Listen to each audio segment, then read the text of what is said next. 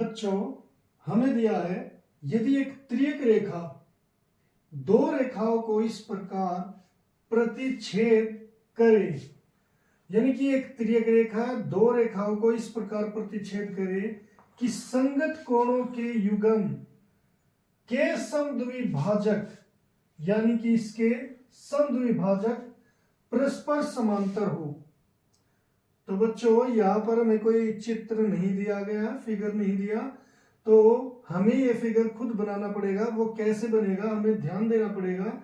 यहां पर कहा है यदि एक त्रियक रेखा यानी कि एक तिरछी लाइन दो रेखाओं को इस प्रकार प्रतिच्छेद करे, तो दो रेखाओं को मान लो मैंने एक ये रेखा ले ली, दूसरी ये रेखा ले ली, और यहां पर एक लाइन ऐसी ले ली जो त्रियक है, जो तिरछी है। बच्चों, इन लाइनों का नाम लिख देते हैं ए बी, ये सी बी, ये ई एफ।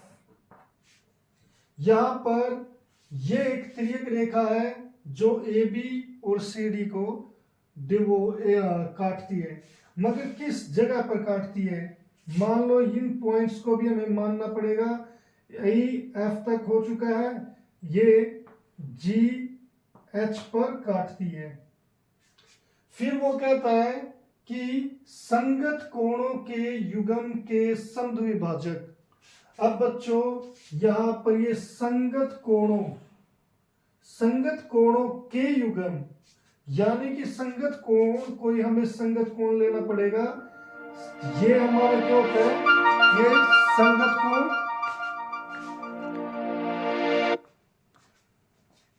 संगत कोण कौन कौन से होते हैं बच्चों? एक ये हो गया और दूसरा ये हो गया, ये हो गई संगत कोण। ऐसे ही बच्चों, ये और ये संगत कोण है, यहां पर ये और ये संगत कोण है, यहां पर ये और ये संगत कोण है। ऐसे संगत कोणों के युग्म, अब हम केवल एक युग्म की बात करेंगे। ऐसे संगत कोणों के युग्म, उनके समद्विभाजक, इन युग्मों के समद्विभाजक, यानी कि कोई ऐसी किरण होगी जो इस कोण को ऐसे बराबर हिस्सों में बांटती है, और वैसे ही एक किरण यहां पर होगी जो इसे भी ऐसे बराबर हिस्सों में बांटती है। तो ये दोनों समद्विभाजक हो गए। इनके नाम लिख लेते हैं आई, और ये हो गया जे, ये जी आई, ये एच जी। ये समद्विभाजक आपस में समांतर है, यानी कि जी आई और एच आई, ये ऐसे बच्चों जी आई और ये एच आई, ये आपस में समांतर दिए हैं, एच जे, ये दोनों समांतर दिए हैं। अब उसने कहा कि सिद्ध कीजिए कि दोनों रेखाएं भी, अब यानी कि ये दो रेखाएं भी आपस में समांतर है। अब समांतर होने के लिए समांतर की प्रॉपर्टीज क्या होती है बच्चों? जैसे अगर ये दोनों लाइनें समांतर है और इन्हें कोई एक लाइन ऐसे तिर्यक रेखा इन्हें काटती है, तो बच्चों जो ये संगत कोण है, ये संगत कोण, ये बराबर होते हैं।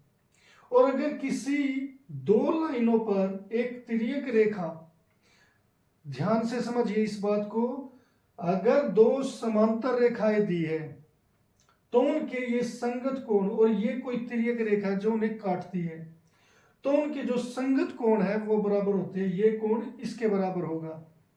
और दूसरी बात, अगर कोई दो रेखाएं ऐसी है, कोई भी दो रेखाएं इस तरीके से, और एक लाइन उन्हें ऐसे काटती है और उनके संगत कोण बराबर आ जाए, यानी कि अगर ये एक्स आ गया और ये भी एक्स आ जाए, तो बच्चों ये हमारी क्या हो जाएंगी? समांतर रेखाएं।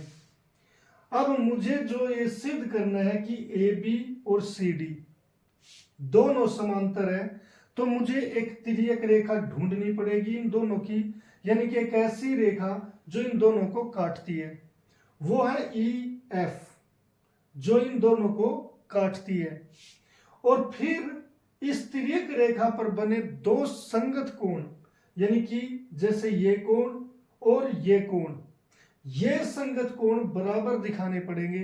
अगर ये दोनों कोण बराबर दिखा दिए ई जी बी, ये कोण, ये पूरा बच्चों यहां से यहां तक और यहां से यहां तक, अगर ये दो कोण मैंने बराबर दिखा दिए तो हम ए बी और सी डी को कह देंगे ये दोनों समांतर है। मगर इसके लिए हमें जो दिया गया है उसका सहारा लेना पड़ेगा। सबसे पहले हमें ये जो चीज दी गई है इसका कोई चित्र है नहीं, उसके लिए हम चित्र बनाएंगे। हमने जैसे माना था कि ए बी और सी डी दो ऐसी दो रेखाएं हैं जिन्हें ई एफ एक तिर्यक रेखा जी और एच पर काटती है, और जो किरण है जी आई और एच जी, ये ई जी बी और ये जी एच डी के समद्विभाजक है। तो हमें ये पूरा लिखना पड़ेगा बच्चों। हल में यहां पर हम मान लेंगे, माना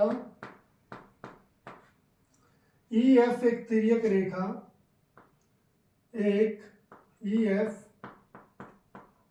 एक तिर्यक रेखा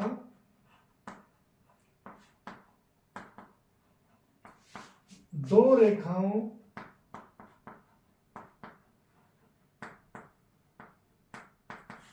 किस किस को, ए बी व सी डी को क्रमशः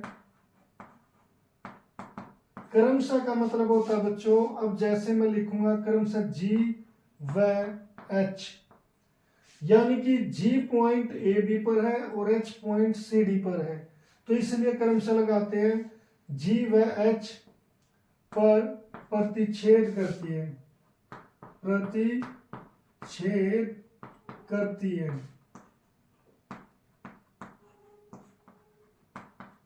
ये हमने इनके बारे में लिख दिया बच्चों। अब आ जाते किरण जी आई और एच जे पर, तथा किरणें जी आई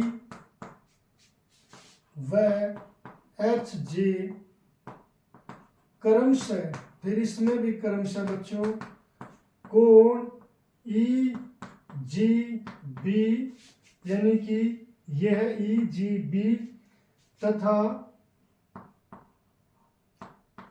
कोण जी एच डी के समद्विभाजक है, समद्विभाजक है। वह बच्चों क्योंकि हमें दिया है जी आई एच आई आपस में समांतर दिए हुए हैं, तो यहां पर वह जी आई समांतर है एच जे के, ये हमें दिया है। ये हमने इसकी कंस्ट्रक्शन के लिए लिख दिया कि हमने ये कैसे बनाया कैसे नहीं। अब बच्चों सीधी सी बात कि हमें ये दो रेखाएं समांतर सिद्ध करनी है, तो उसके लिए ये एंगल और ये एंगल हमें इक्वल दिखाना है।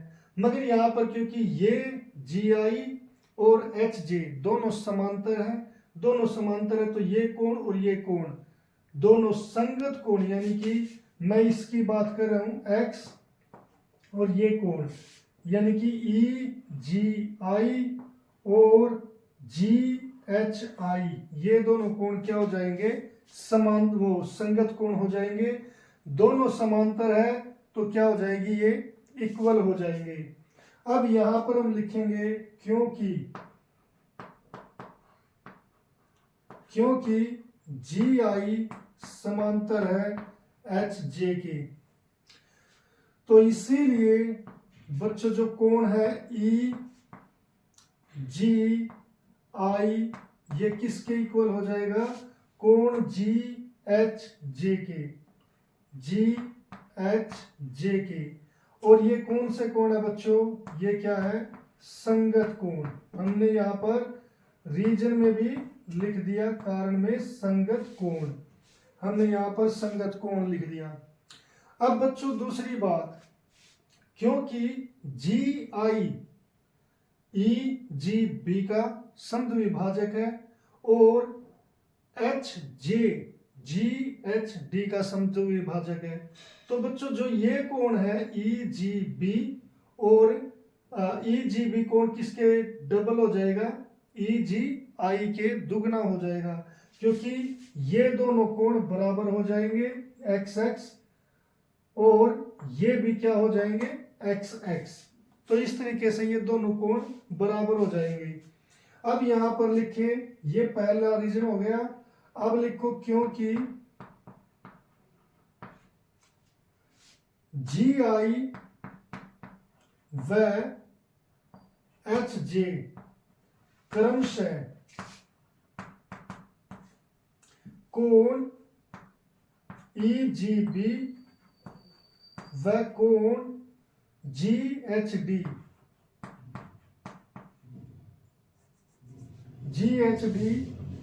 के समद्विभाजक है।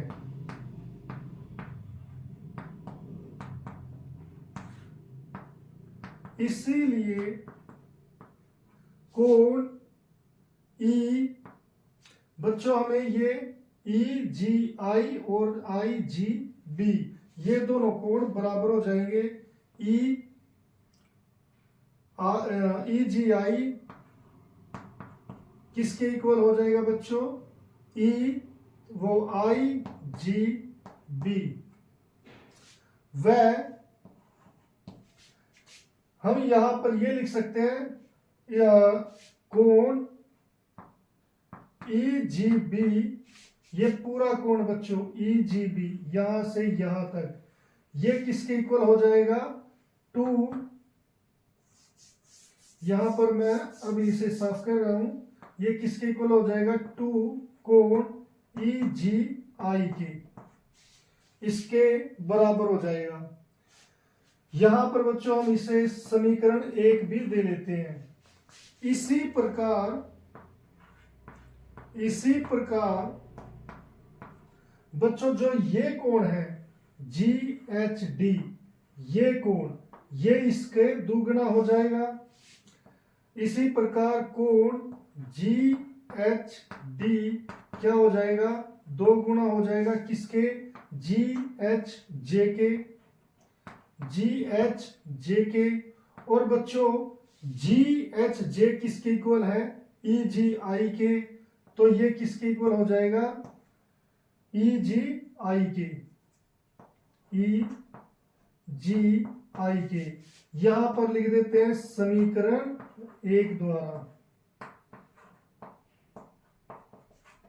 ये समीकरण 1 से। अब देखिए बच्चों जो हमारा EGB और GHD ये दोनों कोण क्या है, बराबर हो गए। इसीलिए हम लिख सकते हैं कि कोण ये जो EGB है और यहां पर GHD है, EGB किसके इक्वल हो गया, कोण GHD के। ये दोनों कोण इक्वल हो गए। मैंने कहा था अगर ये कोण संगत कोण इक्वल हो जाते हैं बच्चों, तो ये दो रेखाएं आपस में समांतर हो जाती है। तो इसीलिए हम लिख देंगे AB समांतर है CD के। तो हम इस क्वेश्चन को ऐसे कर सकते हैं बच्चों, यहां पर ये हमारी कंस्ट्रक्शन होगी, यहां पर मैंने पहला रीजन लगाया, यहां पर दूसरा, और उसके बाद हमने इनका इस्तेमाल किया। पहली ये जो कोण है, ये कोण और ये कोण इक्वल दिखा दिए। फिर समद्विभाजक के कारण हमने इस कोण को और इस कोण को उनके डबल दिखा दिया, और फिर इनसे हमारा रिजल्ट आ गया बच्चों। तो इस तरीके से हम ये क्वेश्चन कर सकते थे।